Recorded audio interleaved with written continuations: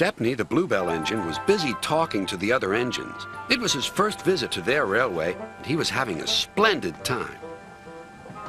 "You are very lucky engines," he said. "Your line has got everything. It's long enough to give you a good run, and you have plenty of passengers. Then you have a quarry and a mine, so you need plenty of cars. Cars are fun. I miss them on our line."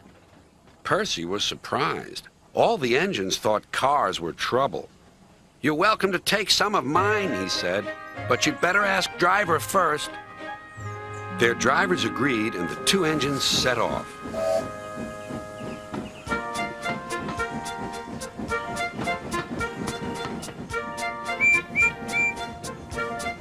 Thomas and Toby were speechless. Stepney took the cars to the harbor.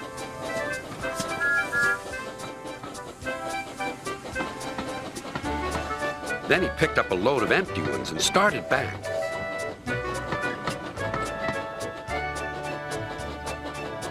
Ahead was a cricket field. The game had just begun. Stepney and his driver had to wait at a signal. "Good," said his driver. "We can watch the game." Then there was trouble. The batsman hit the ball. It flew high into the sky toward Stepney's train. Clunk went the signal. Thump went the ball into a car, but neither driver nor fireman heard it. "Stop!" yelled the players, but Stepney didn't hear them. Come along," he puffed to the cars. "Our one and only ball!" cried the players. "Wake up, Caroline," they said to their old car. "The chase is on." Caroline coughed crossly and rolled down the road. Stepney wasn't hurrying. Caroline soon came up behind. "Toot, toot," she wailed. The players shouted, but Stepney was still too far away for his driver and fireman to see or hear properly. They completely misunderstood. "If those jokers want a race," said the driver, "they can have one. Faster, Stepney, faster."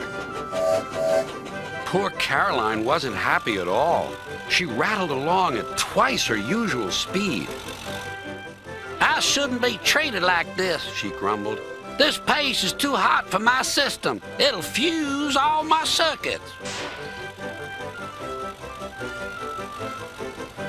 Suddenly, Stepney was nowhere to be seen.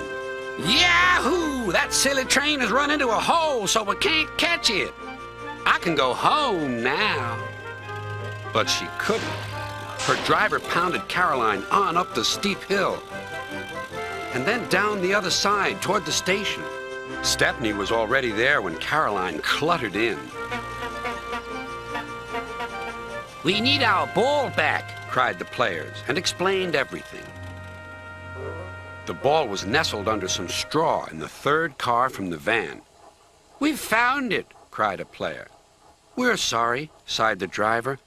"Oh, you couldn't help it," replied the player. "Now we must get back quickly."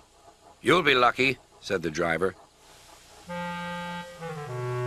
"Caroline looks worn out." And she was. The driver spoke to the station master and the signalman, and they all agreed on a plan.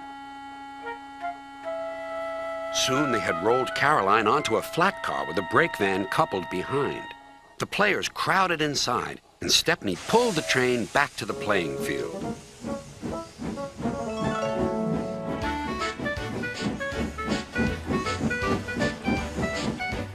Everyone enjoyed watching the game.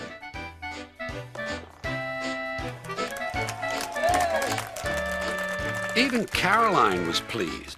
She doesn't think trains silly now. They have their uses. They can save wear and tear on a poor car's wheel.